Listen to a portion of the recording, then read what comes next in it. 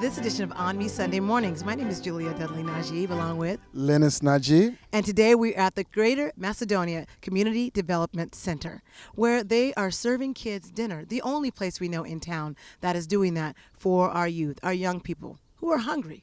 One thing I noticed that there's a heart. They really care. I see they put a lot of love in the food, and they want to make sure these kids eat and sometimes eat more. Yeah. And they're volunteering their time, and in fact, they get a lot of donations, and we hope that you'll also give them some more donations to be able to help them continue this program for the kids. And we also want to let you know that today's program has been brought to you by the City of Fresno Solid Waste Management, and some tips and disposable guide that we want to be able to let you know about as you look on the screen. Do you ever worry about the hazardous waste in your home, Linus?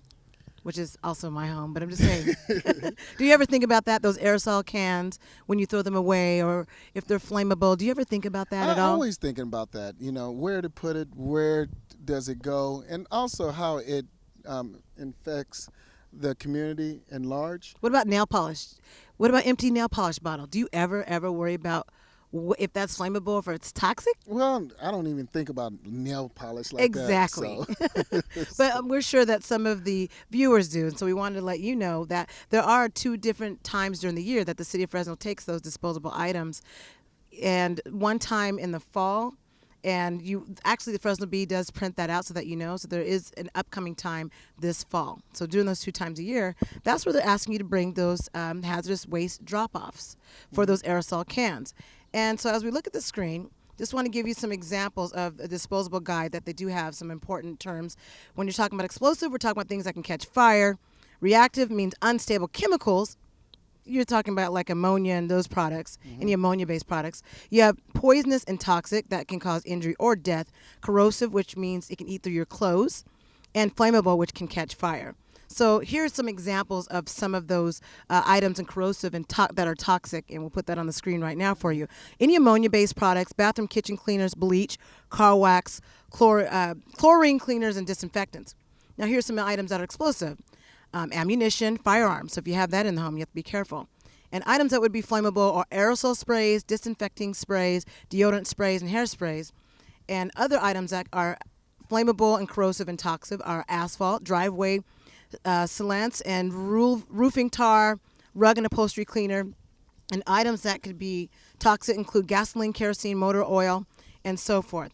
It's really about making sure that these go in the appropriate container. It doesn't go in just the regular garbage container. Well, if the audience and the viewers are not informed, I'm glad we have this to inform them where the appropriate place to put it at. We can get more out of this area than we can. Right. And so we just wanted to let you know about that. Again, that's been sponsored by the City of Fresno Solid Waste Management. So we just wanted to be able to tell you about those things. Right now, we want to take a brief look at some of those trending online headline news items that we see in the news online from our popular African-American news sources. So let's take a look at that. And here are the Black News headlines trending on the internet from some of those popular urban online news sources.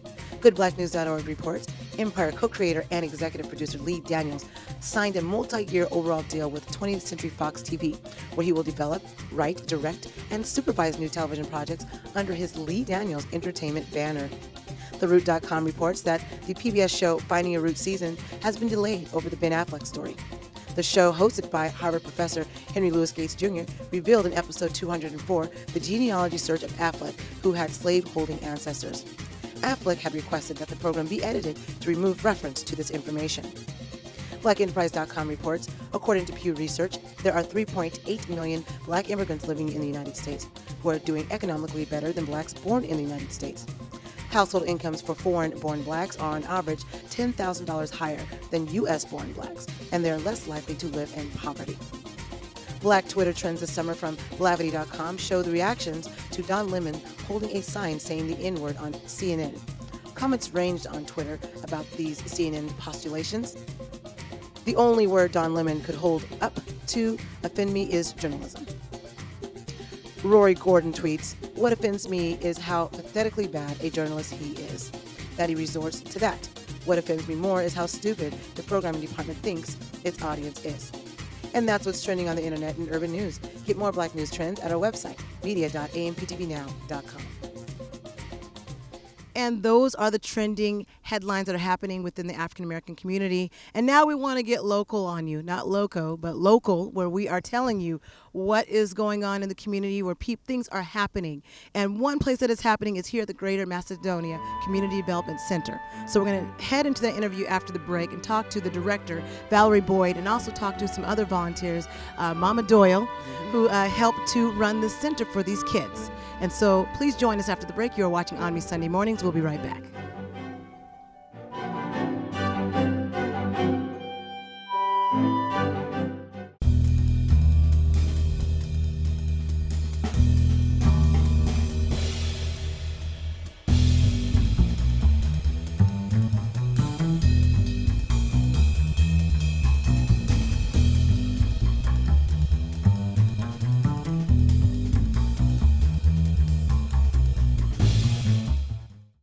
AMPTV can now be watched on TV anytime through our Roku channel or on your computer online at amptvnow.com. Better yet, go mobile, live.amptvnow.com.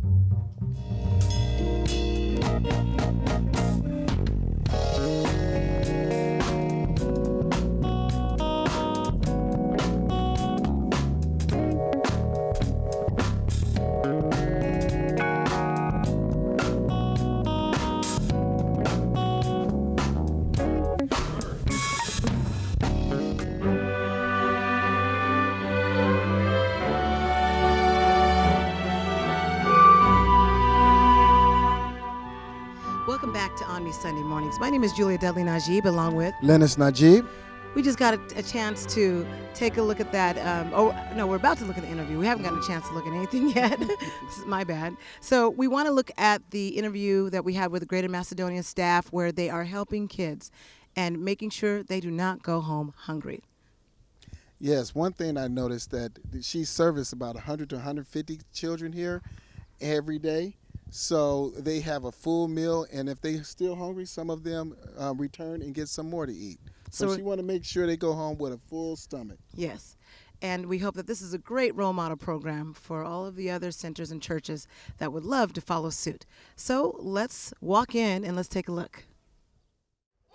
And welcome back to ONME Sunday Mornings. My name is Julia Dudley Najib, along with Lennis Najib. And as we said, we were going to be interviewing, bringing you inside where all the action is happening, where kids are being fed, I would like to say, and taken care of, well taken care of. Normally there's about 50 kids in here. We're standing here with the coordinator, Valerie Boyd, who's going to tell us more about the center and also about her drive to be able to have something for dinner versus those lunch programs. Love it. I grew up under the USDA summer school program, lunch program, but when I grew up, I found out we needed more, so the Lord put on our hearts to have a dinner program. So we put an application to the USDA program, and they agreed that it would be fine for us to serve dinner. And my dinner time is from 5 to 7, so it's appropriate for when moms are out for work. They can send the children down. They don't have to cook dinner. They don't have to prepare dinner. Take them home, take a shower, they're done. And also, I like it because they can get full. And you talked about the experience of being hungry and that gap of time, especially for right after lunch. Yes, I found out that the lunch program was serving lunch between 12 and 1. And then I had some adults and some parents come and ask me, they were still hungry, and I don't want our children to still be hungry before they go to bed. And so I said, why don't we serve them dinner so they can go to bed with a full tummy? Nobody can sleep with an empty tummy being hungry. That's why I did that. Now, how many food plates do you service per day, or do it varies? Here at this site, at this present time, we only have the one site. If the Lord bless, we could spread out and more churches could become a part of this opportunity as well. At this present time, we serve between 150 and 200 kids a day. Wow. Wow, that's a lot. Yes. That's a lot of kids. And we have hungry kids right at that door, right at 5 o'clock, 15 to 20 kids. Open, open, open. They're ready for dinner. And when I say dinner, we cook fresh dinner. I am the cook. I usually cook all the food. And mother prepares it for serving. You said mother. So Valerie, you know what we're gonna do? We're gonna hand you the mic, and you're gonna walk around and walk us into the kitchen. I know, and tell us who's who. And I'm gonna hand you the mic, and you talk to us. Okay, okay. Here we have over here Mother Doyle. She helps prepare our food and serve our food to our children daily. She makes sure that all the components are on the plate. And when I say a component, that means that they have to have protein, their milk, vegetable, and a fruit. And a little room for love. I put a dash of that on every plate. And that's what we do.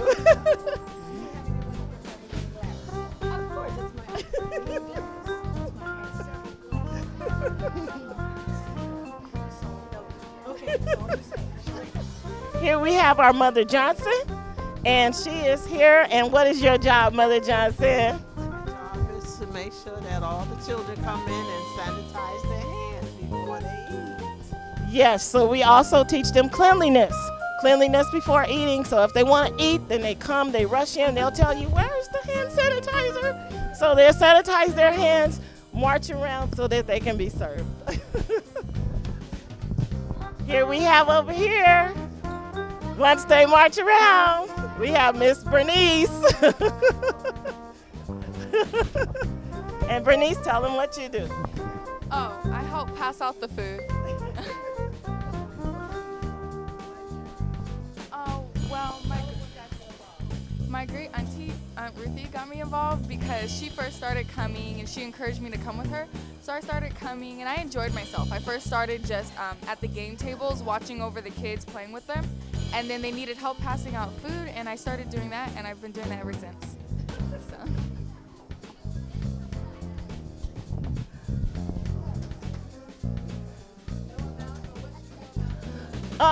During the time that the other thing that is significant, the USDA did ask us not only do the children come up and eat, they wanted them to learn to fellowship and socialize.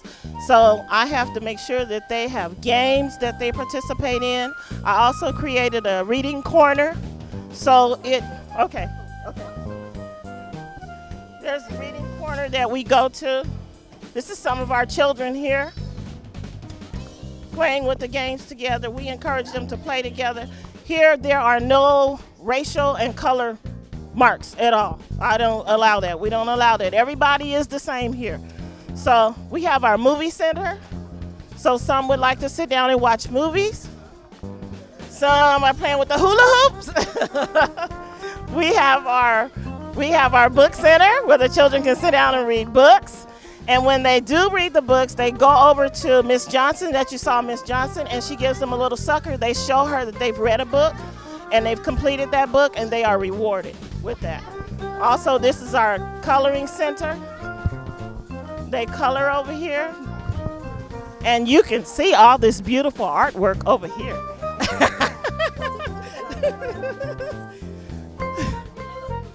There's some beautiful artwork here. Oh, my. This is their way. This is them. This is how they see themselves. I love Jesus. I am good at learning the Bible. I do karate. This one's in karate. We have different ones that are in different things. I am a boy. I like playing soccer. So it's how they see themselves.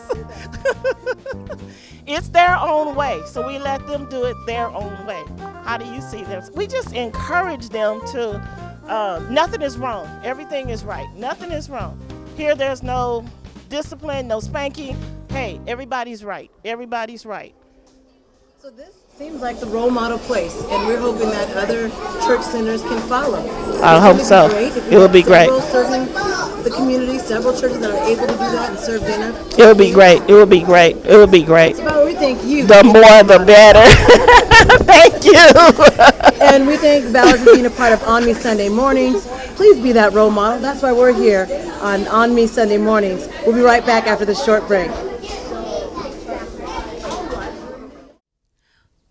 So we just got a chance to meet Valerie, the staff, all of the volunteers that are helping. We want you to know that you can also donate, and you can give donations of food so that these kids do not go home hungry. Because as we know, a first-time helping is not quite enough sometimes for these kids, because maybe that's all they have to eat for the rest of that evening. So those second and third helpings that she gives to these kids has to come from donations. One thing I noticed when I was a teacher, I remember some of the kids back in the day was hungry, and these kind of programs like this is like a nice little subsidized, I wouldn't say substitute, but something they can add to it and assist the community in helping those kids not go home hungry or not go to bed hungry. Right. So that is a terrible feeling, I can imagine, and this program alleviates some of those problems. And if you take a look at the number on our screen, that is where you can find out more information by calling and perhaps giving a donation if you can. And items of food would be great. People have donated apples, bananas, things like that, where kids are eating healthy second and third helpings. And then after the break, we are going to be looking at some of the California news and, of course, our Fresno local news we want to bring you and tell you what's happening. You're watching ONME Sunday Mornings. We will be right back.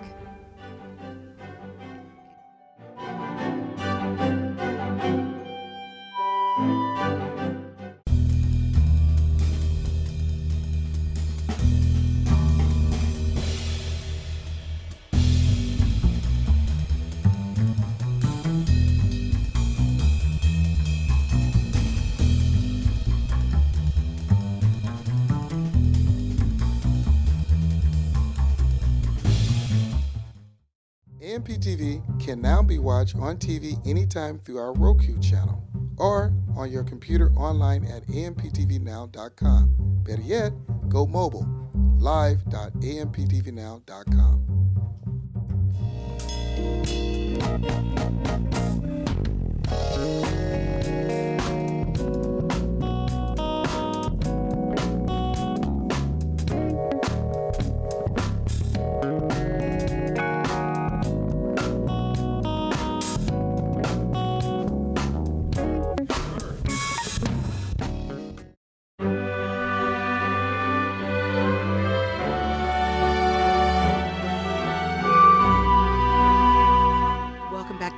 Sunday Mornings. My name is Julia Dudley Najib, along with Lennis Najib. We want to talk about what's happening in the Fresno Central Valley area. One thing that we have to say and report is that Fresno has reported a 33.2% drop in water production from this same month in 2013. Yes, one of the things that I noticed is I'm looking all the way around. I'm seeing this no frown on brown. A lot of and brown. I'm looking at and all I'm this okay brown with that. grass. And you should be too. People around noticing that it's normal. It's starting to become normal now. And it's a beautiful thing. It is a beautiful thing. It's because we're saving on water and we're saving on what we need to preserve the water in this area. So these reductions not only meet Governor Brown's call to cut water use statewide by 25% by the beginning of next year, but are also a direct result of the city's efforts to promote water conservation since 2008. So the city went to stage 2 water restrictions in August 2014, as we know, and that's why we're restricted to those 2 days throughout the week as far as for watering. I know July 4th was the one day that was the free watering day, so that we don't have fires. That would be a whole nother situation. So the city council had recently passed that updated Water Conservation Act. And so we want to just report on the good news. Also, we also want to talk about the U.S. Commerce Secretary that is announcing that designation of CV Ag Plus for investing in Manufacturing Communities Partnership Initiative. Oh. And this is where this is important stuff. And the Food and Beverage Manufacturing Consortium that's led by Fresno State was one of the 12 manufacturing communities that were designated today by or designated this past week for the U.S. Secretary of Commerce, Penny Pritzker, for the Obama administration, investing in Manufacturing Communities Partnership, which is called the IMCP initiative. A lot of people really don't realize. They live in San Joaquin Valley in Fresno, and they don't understand, when I talk to some students, that Fresno feeds the world. Right. And it just feeds the world. And a lot of billions and billions of dollars come out of here. To be exact, you're going to give them that exact number? You want to give me an exact $43.2 billion in annual output, and that's for food and beverage manufacturing from the Central California. So that's why we want to make. Why do you think we're talking about this particular story? Part of it is because we need to make sure we have young people that are going into manufacturing, and especially food and beverage manufacturing, because that is where the money is. We are in Central Valley. We are the home of that. We are the home of agriculture. That's approximately $117 million a day. Per day. Per Wow. day that's been out there. And we want to know how many of that is in the African American community. Right. As far as capitalizing on that opportunity by being one of the key areas here in the valley. Right. And so, as we know, the Central Valley is an economic powerhouse with $34.7 billion in farm gate value and $11 billion in exports. You said billion with a B? Yeah, billion with a B. Wow. B is for boy. And so when people look at what does that mean when you're talking about the gate value, that's like after the net. Mm-hmm. So that's when all the costs come out, all the expenses. And everything else. And Right. they're looking at the total revenue from the net that's coming out after the marketing dollars and everything else. So, yeah. And so Mayor Ashley Swearingen said this was what's going to bring more national attention, resources to growing reputation as a leader in the food and agricultural manufacturing sector, and puts Fresno in an even stronger position to accelerate success. So they're wanting to see this effort really expand, and like the Fresno Food Expo. Mm-hmm. And they're also the participation in the Brookings Global City Initiative. So we need to start paying more attention, especially to our kids in the Valley, instead of looking at how can I become an NBA star one day, how can I become a manufacturing and agricultural giant one day and make money doing just that. A lot of money. Just more than curious, NBA. just curious. This is the area that feeds the world. It shouldn't be no one in this area going hungry. And one thing about it is this program, or this right here, with billions and billions of dollars that's going into agriculture, and we need to get a part of that piece of that pie. When you say part of that piece of that pie, who needs to get a part of that piece of that The pie? African American community. Okay. That's what I'm talking about. Tongue twister. Part of that piece of that pie. Part of. Okay. West Fresno Family Resource Center, the WFFRC, is offering workshops for pregnant, parenting, and teen moms. And they want to provide knowledge, skills, and tools to succeed as parents and adults. It's about time we had something that is helping our young people. Mm-hmm. It's one thing to chastise, but it's another thing to be able to have helpful resources for them. And so these workshops go all the way through August, and they are free for them. Well, one of the things about youth, some of them don't know how to do certain things as far as guiding themselves on the right path. Nothing wrong with asking for a little bit of help. Yeah. Well, this is specifically, again, for parenting and teen moms. Mm-hmm. And so the workshops are on Fridays starting or through August 7th from 10:30 a.m. to 12 p.m. If you want more information about that, you can call 559-621-2967. You look at that number on your screen. And these workshops are held at California Elm Community Center, located on 1802 East California Avenue. Now for the California news. This is from the CBM Newswire. You wanted to talk to us about the first African American to receive a PhD in nuclear engineering in the United States, and the inventor, not of the cell phone, because people have been putting that out on the internet. We want to make sure we get that cleared, but he's the inventor of the gamma electric cell. And so that's what's in the modern day cell phone. Yes, one thing he always mentioned, everybody in the African-American community say he's the inventor of the cell phone, but it's not. He's a pioneer of the technology that's within the cell phone. Gotcha. And he's as we mentioned, the first African-American that has a PhD in nuclear engineering. And this is Dr. Henry T. Sampson Jr., who just recently passed away in Rolling Hills Estate, California,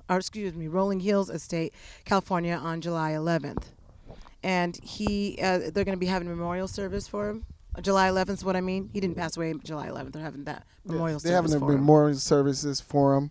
And one of the things they mentioned, he's an alumni from Morehouse. Oh, okay. So looking at some of the things that you learned about him, what were some of the challenges that he talked about, that he went through? Well, some of the challenge he went through is when he graduated from the University of Purdue, he had a hard time as an African American getting a job. Mm-hmm. So even though he had the education, even though he had the skills, even though he had the talent, no one would hire him. Mm-hmm. So that was one of the challenges. So what he did was he went back to school and excelled and got on to surpassed the barriers and his challenges. PhDs. Yeah, didn't So. let racism stop him.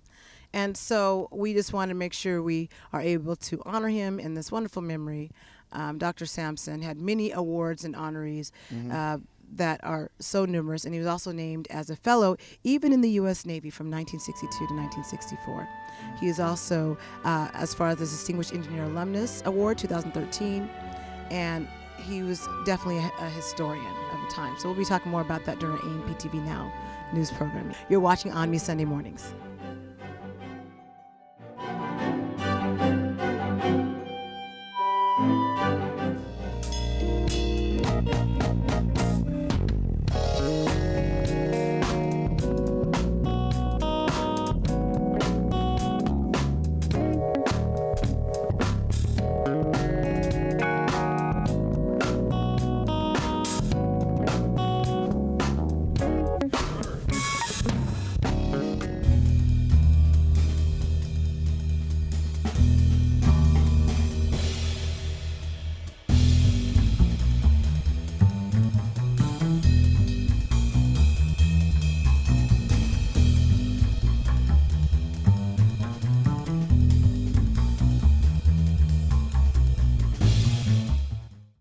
AMP TV can now be watched on TV anytime through our Roku channel or on your computer online at amptvnow.com. Better yet, go mobile, live.amptvnow.com.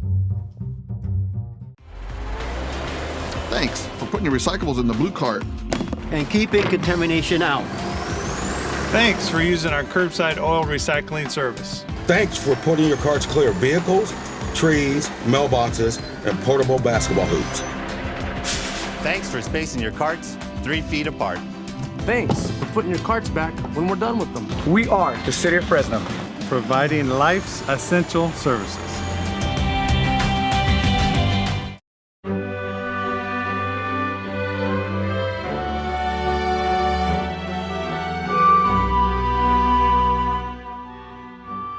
Welcome back to ONME Sunday Mornings. My name is Julia Deli Najib, along with Lennis Najib.